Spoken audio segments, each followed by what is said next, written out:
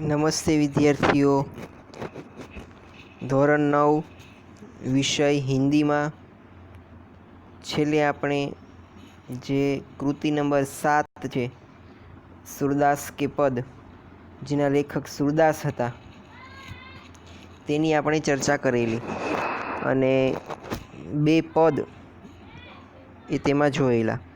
એટલે કે પ્રથમ પદ એ ભગવાન શ્રી કૃષ્ણ પ્રત્યે સૂરદાસના પોતાના વિચારો અને બીજા પદમાં ભગવાન શ્રી કૃષ્ણનું મનમોહક વર્ણન એ તેમણે કરેલું છે. આમ કુલ 7 જેટલી કૃતિઓ એ આપણે પૂરી કરી. ત્યારબાદ આવે છે 8મી કૃતિ, એટલે કે ગુલમર્ગ કી ખિડકી સે એક રાત. બરાબર, એવું એનું તમને ટાઇટલ આપેલું છે. ગુલમર્ગ એ એક સ્થળનું નામ છે, જે ફરવાલાયક સ્થળ છે તેનું નામ છે. અને ગુલમર્ગ કી ખિડકી સે એક રાત, બરાબર, એટલે કે એક પ્રકારના પ્રવાસનું એવું વર્ણન એ કરવામાં આવેલું છે. આ એક ગુલમર્ગ નામના એક સ્થળનું એ વર્ણન કરવામાં આવેલું છે. બરાબર, એની આ ખિડકી સે એક રાત એવું તમને ટાઇટલ આપેલું છે. પ્રસ્તુત જે પાઠ છે તેના લેખકનું નામ મોહન રાકેશ છે. લેખક મોહન રાકેશનો જન્મ એ સન 1925ની અંદર ઈસવીસન 1925માં થયો હતો અને તેનું નિધન એટલે કે મૃત્યુ એ સન ઈસવીસન 1972માં થયું હતું. હવે સૌપ્રથમ આપણે આ લેખકનો સામાન્ય પરિચય મેળવી લઈએ, ત્યારબાદ આપણે મુદ્દા ઉપર જઈશું. મોહન રાકેશ का जन्म जालंधर पंजाब में हुआ था. बराबर, પંજાબનું જે જાલંધર ગામ છે ત્યાં એ મોહન રાકેશનો જન્મ થયો હતો. ઉનકે પિતા વ્યવસાય સે વકીલ થે. તેના જે પિતા હતા એનો વ્યવસાય એ વકીલનો હતો. પરંતુ ઉનકી સાહિત્ય में बहुत रुचि थी. પરંતુ તેની રુચિ કેમાં હતી? સાહિત્યની અંદર. अतः राकेश को बचपन से ही घर में पर्याप्त साहित्यिक वातावरण प्राप्त हुआ. बराबर, અને આપણા લેખક મોહન રાકેશને એ બાળપણથી જ એના ઘરમાં એ સાહિત્યનું એક વાતાવરણ એ પ્રાપ્ત થયું હતું. उन्होंने हिंदी तथा संस्कृत में एमए तक शिक्षा प्राप्त की और तत्पश्चात DAV कॉलेज जालंधर में हिंदी विभाग के अध्यक्ष के रूप में अध्यापन कार्य किया. बराबर, તેમણે હિન્દી અને સંસ્કૃત આ બંને વિષયની અંદર MA એટલે કે માસ્ટર ઓફ આર્ટ્સની ડિગ્રી એ મેળવેલી હતી અને તરત જ એ DAV કોલેજ જાલંધર છે, બરાબર, એ કોલેજની અંદર હિન્દી વિભાગના વડા તરીકે તેણે અધ્યાપન કાર્ય એટલે કે કોલેજ લેવલે ભણાવવાનું કાર્ય એ કર્યું હતું. कुछ समय तक उन्होंने सारिका कहानी पत्रिका का सफल संपादन किया और बाद में स्वतंत्र लेखन करते रहे. बराबर, થોડા સમય સુધી એણે સારિકા નામની જે કહાની પત્રિકા હતી, બરાબર, તેનું એક સફળ એ સંપાદન કર્યું અને ત્યારબાદ મેં સ્વતંત્ર લેખન કરતે રહે અને ત્યારબાદ તે સ્વતંત્ર રીતે લખવાનું કાર્ય કરી રહ્યા હતા. કહાની લેખન કે સાથ સાથ ઉन्होंने ઉપન્યાસ और નાટક भी लिखे थे. કહાની એટલે કે વાર્તાઓ લખવાની સાથે સાથે તેણે ઉપન્યાસ, બરાબર, અને નાટક આ પણ લખેલું હતું. ઉનકી પ્રમુખ રચનાઓ મેં એટલે કે તેની મુખ્ય રચનાઓમાં ઇન્સાન કે ખંડહર, બરાબર, ઇન્સાન કે ખંડહર આવી એક કૃતિ તેણે લખેલી છે. નયે બાદલ, એક ઓર આદમી, આદિ કહાની સંગ્રહ, બરાબર, વગેરે એના વાર્તા સંગ્રહો છે. તથા અંધેરે બંધ કમરે, બરાબર, અંધેરે બંધ કમરે, ન આને વાલા કલ પ્રસિદ્ધ ઉપન્યાસ છે. બરાબર, અંધેરે બંધ કમરે, ન આને વાલા કલ આ બંને તેના પ્રચલિત એવા ઉપન્યાસ છે. આષાઢ કા એક દિન, બરાબર, આ પણ એની એક સરસ મજાની કૃતિ છે. આધે અધૂરે तथा लहरों के राजहंस इनके प्रसिद्ध नाटक है। बराबर। आषाढ़ का एक दिन, आधे अधूरे અને લહેરો કે રાજહંસ વગેરે તેના પ્રસિદ્ધ એવા નાટકો છે। મોહન રાકેશ મૂલતઃ એક સફળ કહાનીકાર તથા નાટકકાર है। बराबर। एक एवा सफल एवा वार्ताकार, कहानीकार तथा नाटककार एटले के नाट्य जे लखनार होय एने नाटककार कहेवाय छे। बराबर। ए हता आ एक आपणा जे लेखकनो मोहन राकेश आपणा लेखक छे तेनो एक सामान्य परिचय हतो। हवे आपणे अगाउनी कृतिओमां पण जोयुं ए रीते पछीनो पेरेग्राफ छे एमां तमने आखा जे कृति छे एनो तमने सारांश आपेलो होय। अहींया पण आपणी कृति के गुलमर्ग की खिड़की से एक रात ए आखी कृतिनो सारांश ए तमने आ बीजा पेरेग्राफनी अंदर आपवामां आवेलो छे। गुलमर्ग की खिड़की से एक रात परिवेश से लिया गया है। बराबर। आ जे कृति छे ए परिवेशमांथी लेवामां आवेल छे। इस यात्रा वृत्तांत में लेखक ने गुलमर्ग के प्राकृतिक सौंदर्य का स्वानुभूत विवरण प्रस्तुत किया है। बराबर। आ एक यात्रा प्रवासनु वृत्तांत छे अने एमां लेखके गुलमर्ग के प्राकृतिक सौंदर्य का स्वानुभूत विवरण किया है।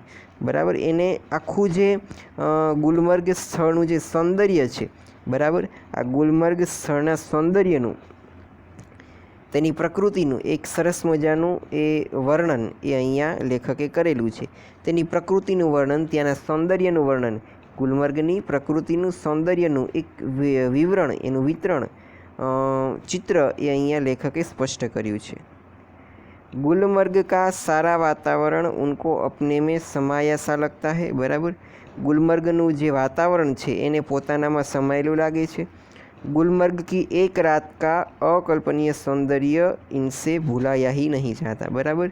गुलमर्गनी जे एक रातनुं सौंदर्य छे ए लेखकने तेना मनमांथी भूलातुं ज नथी। आवुं सरस मजानुं जे सौंदर्य छे, बराबर, ए गुलमर्ग की खिड़की से एक रात तेनी अंदर ए प्रस्तुत करवामां आवेलुं छे।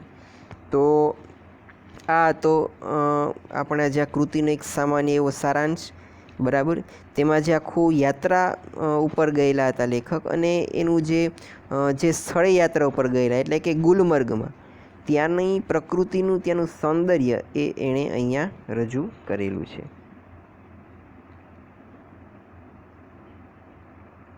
तो आपणे हवे पाठने ए लाइन टू लाइन जोईशुं। कुछ जगहें होती है जिन्हें आँख एक बार देखती है तो चौंक उठती है, फिर धीरे धीरे परिचित होकर उदासीन हो जाती है। गुलमर्ग ऐसी जगह नहीं है। बराबर। पहली ज लाइन में एणे एक सनातन सत्य बात करीने ए आ कृतिनी शरूआत करी छे के घणी जग्याओ एवी होय छे के एने आपणी आँख एकवार जुए छे अने चौंकी जाय छे अने धीरे धीरे तेनाथी परिचित थई जाय अने पछी उदासीन थई जाय। कोई पण एक वस्तुने आपणे ज्यारे प्रथम वखत जोईए छीए त्यारे आपणे आश्चर्य थाय छे। त्यारबाद धीमे धीमे जेम आपणे ए वस्तुने जोईए तो अमुक समय पछी आपणे एनाथी आपणे परिचित थई जईए अने पछी आपणे एमां उदासीन एटले के पछी ए वस्तु आपणे जोवी गमती नथी। परंतु गुलमर्ग छे ए कोई आवुं स्थळ नथी, आवी जग्या नथी। बराबर। मैं जब पहली बार गुलमर्ग गया तो मुझे वहाँ कुछ भी असाधारण नहीं लगा। एक खुला सपाट मैदान, देवदारों के घने झुरमुट और बस। तब मैं घंटे भर में सारा गुलमर्ग देखाया था। बराबर। मैं जब पहली बार गुलमर्ग गया, गुलमर्ग लेखक જ્યારે પ્રથમ વખત ગયા હતા તો મુझे वहाँ कुछ भी असाधारण नहीं लगा। એને કાંઈ એવું અસાધારણ એ કંઈ લાગ્યું નહીં। એક ખુલ્લા સપાટ મેદાન, એક સપાટ ખુલ્લું એવું મેદાન હતું। દેવદારો કે ઘને ઝુરમુટ ઓર બસ। બરાબર। આટલી જ વસ્તુ ત્યાં હતી। તબ મેં ઘંटे भर में सारा गुलमर्ग દેખાયા था। બરાબર। એટલે કે એક કલાકમાં જ એણે જે સારું જે ગુલમર્ગ સ્થળ છે એ તેણે જોઈ લીધું હતું। मगर बाद में महीनों वहाँ रहने पर एहसास हुआ कि पहली बार तो क्या बाद में भी कभी उस स्थान को पूरा नहीं देख पाया, उससे पूरा कभी देखा ही नहीं जा सकता। शायद यही कारण है कि गुलमर्ग में रहकर वहाँ के साथ व्यक्ति की आत्मीयता धीरे धीरे इतनी गहरी हो जाती है कि वह अपने को भी उस सपाट मैदान के एक हिस्से के रूप में ही देखने लगता है। कांपती तितलियों उड़ते बादलों और बर्फ़ से चमकती पहाड़ियों की तरह। હવે લેખક એ મહિનો સુધી એ ગુલમર્ગની અંદર રહે છે, બરાબર, છતાં પણ એને એવો કંઈ અહેસાસ નથી થતો કે પહેલી વાર તો શું, પરંતુ એ આટલો ટાઈમ રહેલા ત્યાં છતાં પણ એ ગુલમર્ગને સંપૂર્ણ રીતે ફરી શક્યા નહીં, બરાબર, પૂરા નહીં દેખ પાયા, उससे पूरा कभी देखा ही नहीं जा सकता, बराबर। जे गुलमर्ग है એને संपूर्ण रीते જોઈ જ શકાતું નથી, बराबर, એવો અહીંયા લેખક જણાવે છે। शायद यही कारण है कि गुलमर्ग में रहकर वहाँ के साथ व्यक्ति की आत्मीयता धीरे धीरे इतनी गहरी हो जाती है कि वह अपने को भी उस सपाट मैदान के एक हिस्से के रूप में ही देखने लगता है, बराबर। ત્યાંના લોકોની સાથે આત્મીયતા આપણી ધીમે ધીમે એટલી ગહરી એટલે કે ઊંડી થઈ જાય છે કે એ સપાટ મેદાનના એક હિસ્સાના રૂપમાં એ આપણને જોવા લાગે છે। કાપતી તિતલીઓ ઉડતે બાદલો और बर्फ़ से चमकती पहाड़ियों की तरह, बराबर। જે કાપતી તિતલીઓ ઉડતે બાદલો અને બરફની જેમ જે પહાડીઓ ચમકે છે, બરાબર, તેની જેમ એ અહીંયા લેખક સરખાવે છે। दूसरी ओर वह पूरा विस्तार जिसमें वह स्वयं भी रहता है उससे अपने में समाया सा लगता है, बराबर। बीजी बाजू ए पूरो विस्तार जेमा ए पोते ज रहे छे उससे अपने में समाया सा लगता है, एने पोतानामां समायेलुं लागे छे।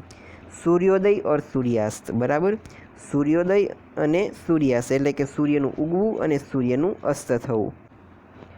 પછી દોનો સંધ્યાએ, બરાબર, બંને સાંજ, સવારની અને રાત, બરાબર। ઘના કોહરા, પીલી ધૂપ, બરાબર, જેને આપણે પીલી ધૂપ એટલે કે તડકો, ઓર સબ કુછ, બરાબર, આ બધું એકાબીજામાં સમાયેલું લાગે છે, બરાબર। એટલું સપાટ મેદાન છે ગુલમર્ગની અંદર કે આ બધી જ વસ્તુઓ એકાબીજામાં સમાયેલી છે એવું અહીંયા લાગે છે। इसलिए जब व्यक्ति गुलमर्ग से चलता है तो एहसास होता है अपने से ही बिछड़ने का, बराबर। પોતાનાથી એ બિછડી રહ્યો હોય, દૂર જઈ રહ્યો હોય એવો અહેસાસ એ કોઈ પણ વ્યક્તિ એ જ્યારે ગુલમર્ગને છોડીને જાય છે ત્યારે તેને થાય છે। अपने उस रूप से जो कि इतना परिचित होते हुए भी सदा अपरिचित बना रह जाता है, बराबर। પોતાના થી એ એટલા પરિચિત હોય છે છતાં પણ તે અપરિચિત બનીને રહી જાય છે। पछीनो पेरेग्राफ आपेलो छे, गुलमर्ग में सपने फूल बनकर उगते हैं, हरियाली के आर पार लाल लाल छतों के ऊपर आकाश में, बराबर। गुलमर्गनी अंदर फूल बनीने ए सपनाओ उगे छे। हरियाली के आर पार जे हरियाली छे, बराबर, एनी आर पार लाल लाल छतों के ऊपर जे लाल लाल छत जेवुं चित्र निरूपण थाय छे एनी ऊपर अने आकाशनी अंदर, बराबर। आ रीते जे सपना छे ए फूल बनीने खिले छे। आँखें मुग्ध होकर देखती रहती है, बराबर। आँखों छे, बराबर, एकदम मुग्ध थईने जोई रही छे। और फूलों में नए नए रंग भर जाते हैं, फूलोनी अंदर नवा नवा रंगों भराई रह्या होय छे। वातावरण में नई नई कोपटे फूल आती है, बराबर।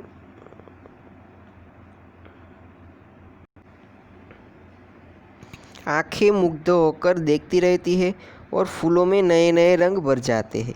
वातावरण में नई नई कोपटे फूल आती है, बराबर, एटले के फूलोनी अंदर ए नवा नवा रंगों ए भरी आवे छे अने आँख पण एने मुग्ध बनीने जोवा लागे छे। वातावरण में नई नई कोपटे फूल आती है। हर क्षण एक नए अनुभव, दरेक क्षणे तमने एक नवो अनुभव थाय छे। नए रोमांच की सृष्टि होती है, बराबर, एटले के रोमांसनी एक नवी सृष्टिનું एक दर पले ए सर्जन थाय छे। बादलों में पोर्टिको के नीचे लोग बाहें फैलाए घास पर बैठे हैं, बराबर। बादलों के पोर्टिको के नीचे लोग बाहें फैलाए घास पर बैठे हैं, घास ऊपर લોકો એ લેટી રહ્યા છે। दूर दूर तक सैलानियों की पंक्तियाँ घोड़े दौड़ाती नज़र आती है, बराबर। दूर दूर સુધી એ ઘોડાઓ દોડી રહ્યા હોય એવું નજર આવે છે। रंगों के कुछ बिंदु हरियाली के पट पर जहाँ तहाँ छिटके है, बराबर। रंगोना बिंदुओं ए हरियाळीनी पट ऊपर ज्यां त्यां ए छिटकवामां आवेला छे। सहसा प्रकाश से नन्ही नन्ही पारदर्शक बूंदें पड़ने लगती है।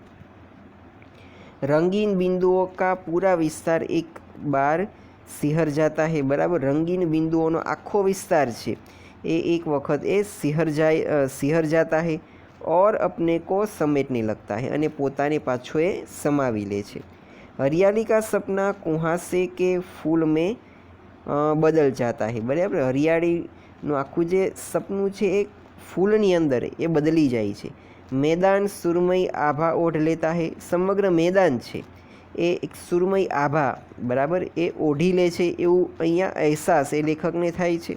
अब चारों तरफ धुंध ही धुंध है, बराबर, एटले के झाकड़ ज झाकड़ ए चारे बाजू है। और बेबस होकर फैली, बराबर, और बेबस होकर फैली पगडंडियों की पतली पतली नरम बाहें, जब तक बादल बरसेगा बाहें फैली रहेगी, ऐसी ही कोमल विस्मृत और निढाल, बराबर। एक वरसादનું સરસ મજાનું વર્ણન એ અહીંયા કરેલું છે કે જે पतली पतली बाहें बेबस होकर फैली पगडंडियों की पतली पतली नरम बाहें, जब तक बादल बरसेगा ज्यां सुधी वादळ ए वरसशे बाहें फैली रहेगी, एनी जे बाहों छे ए फैलायेली रही छे। ऐसी ही कोमल विस्मृत और निढाल, एने शुं कह्युं छे के कोमल विस्तृत अने निढाल आवा जे सौंदर्यना स्वरूपनुं ए वर्णन करेलुं छे कि भाई ज्यां सुधी वरसाद आवशे ત્યાં સુધી આ પ્રકારનું સૌંદર્ય એ રહેશે, આવું લેખક અહીંયા જણાવે છે। ત્યારબાદના પેરેગ્રાફમાં આપેલું છે सूरज चमकेगा तो फूल में से नया सपना जन्मेगा, बराबर। हवे सूरज चमकशे, बराबर, एटले के सूरज ए वच्चोवच एटले के सूरजनो तड़को आवशे तो फूल में ए नवा सपनाओनो जन्म थशे। आकाश में बादलों के नन्हे नन्हे द्वीप इधर उधर भटके फिरेंगे, बराबर। आकाशनी अंदर वादळोना जे नाना नाना द्वीप छे ए आ बाजू भटकता फरशे। भेड़ों और बकरियों के रेवट पगडंडियों पर टंक जाएंगे, बराबर। बकरियों ने भेड़ोनी एने अहींया वात करी छे। दिन तब रात की प्रतीक्षा करता सा प्रतीत होगा, बराबर। दिन तब रात की प्रतीक्षा करता सा प्रतीत होगा, एवं प्रतीत हशे। रात आएगी तो सब कुछ खामोश हो जाएगा, बराबर। हवे दिवस हशे त्यारे रातनी राह जोवानी होय छे अने रात्रि आवशे, रात आएगी तो सब कुछ खामोश हो जाएगा, बधुं ज ए खामोश थई जशे।